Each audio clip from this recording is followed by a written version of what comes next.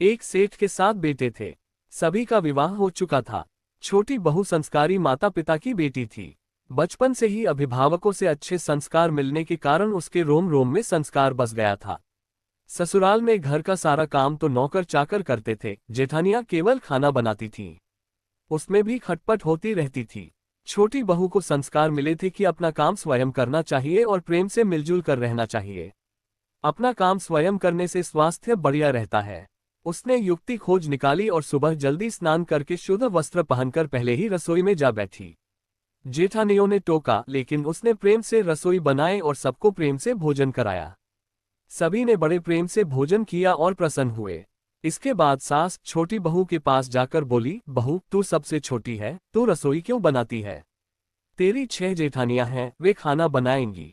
बहू बोली, मान जी कोई भूखा अतिथि घर आता है तो उसको आप भोजन क्यों कराती हैं?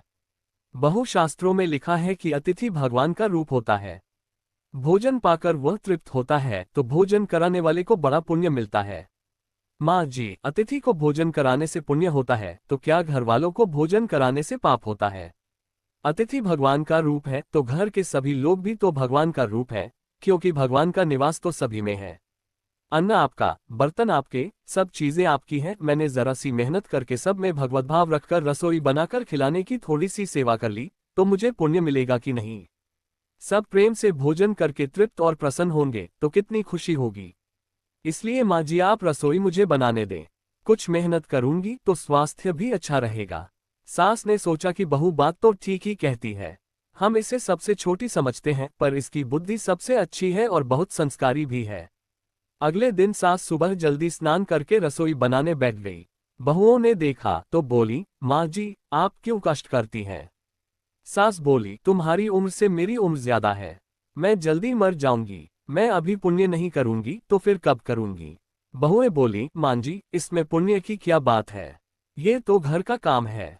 सास बोली, घर का काम करने से पाप होता है क्या? जब भूखे व्यक्तियों को, साधुओं को भोजन कराने से पुण्य मिलता है तो क्या घर वालों को भोजन कराने से पाप मिलेगा? सभी में ईश्वर का वास है। सास की बातें सुनकर सभी बहुओं को लगा कि इस बारे में तो उन्होंने कभी सोचा ही नहीं। ये युक्ति बहुत बढ़िया है। अब जो बहू पहले जाग जाती वही रसोई बनाने लगती। पहले जो भाव था कि तू रसोई बना, बारी बंधी थी। अब मैं बनाऊं, ये भाव पैदा हुआ तो 8 बारी बद गई। 2 और बढ़ गए सास और छोटी बहू। काम करने में तू कर, इससे काम बढ़ जाता है और आदमी कम हो जाते हैं। पर मैं करूं, इससे काम हल्का हो जाता है और आदमी बढ़ जाते हैं। छोटी बहू उत्साही थी। सोचा कि अब तो रोटी बनाने में चौथे दिन बारी आती है, फिर क्या किया जाए। घर में गेहूं पीसने की चक्की थी। उसने उससे गेहूं पीसना शुरू कर दिया। मशीन की चक्की का आटा गर्म गर्म बोरी में भर देने से जल जाता है। उसकी रोटी स्वादिष्ट नहीं होती, जबकि हाथ से पीसा गया आटा ठंडा और अधिक पौष्टिक होता है तथा उसकी रोटी भी स्वादिष्ट होती है। छोटी बहू ने गेहूं पीसकर उसकी रोटी बनाई तो सब कहने लगे कि आज तो रोटी का जायका बड़ा विलक्षण है। सास बोली, बहू तू क्यों गेहूं पीसती है? अपने पास पैसों की कमी है क्या? मान जी, हाथ से गेहूं पीसने से व्यायाम हो जाता है और बीमारी भी नहीं होती। दूसरे रसोई बनाने से भी ज्यादा पुण्य गेहूं पीसने से होता है। सास और जेठानियों ने जब सुना तो उन्हें लगा कि बहू ठीक ही कहती है।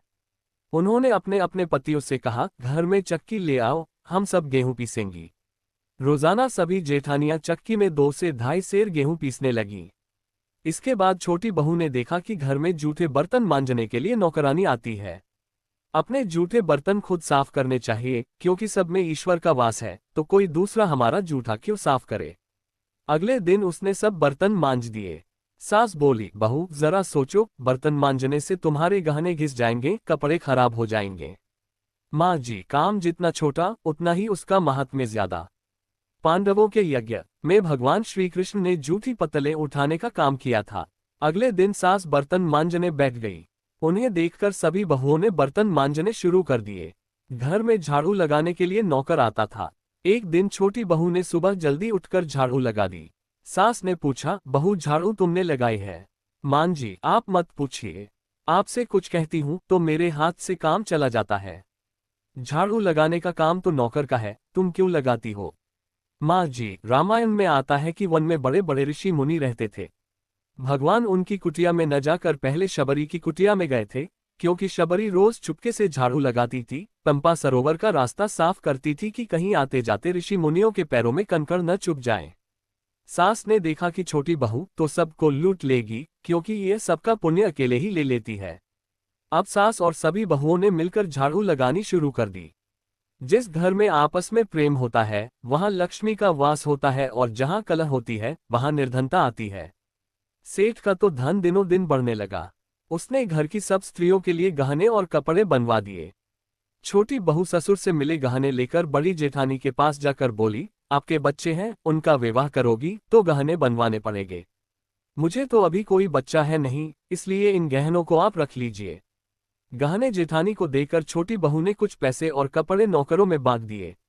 सास ने देखा तो बोली, बहू ये तुम क्या करती हो? तेरे ससुर ने सबको गहने बनवा कर दिए हैं और तुमने उन्हें जेठानी को दे दिए। पैसे और कपड़े नौकरों में बांट दिए।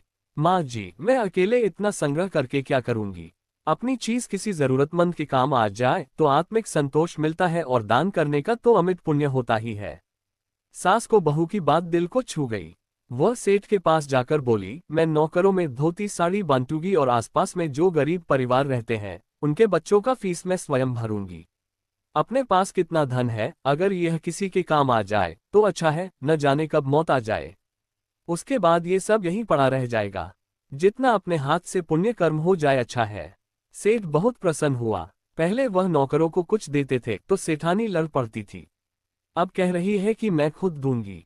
सास दूसरों को वस्तुएं देने लगी तो ये देखकर बहुएं भी देने लगी। नौकर भी खुश होकर मन लगाकर काम करने लगे और आस पड़ोस में भी खुशहाली छा गई। श्रेष्ठ मनुष्य जो आचरण करता है, दूसरे मनुष्य भी उसी के अनुसार आचरण करते हैं। छोटी बहू ने जो आचरण किया उससे उसके घर का तो सुधार हुआ ही, साथ में पड़ोस पर भी अच्छा असर पड़ा। उनके घर भी सुधर गए। देने के भाव से आपस में प्रेम भाईचारा बढ़ गया। इस तरह बहू को संस्कार से मिली सूझबूझ ने उसके घर के साथ साथ अनेक घरों को खुशहाल कर दिया।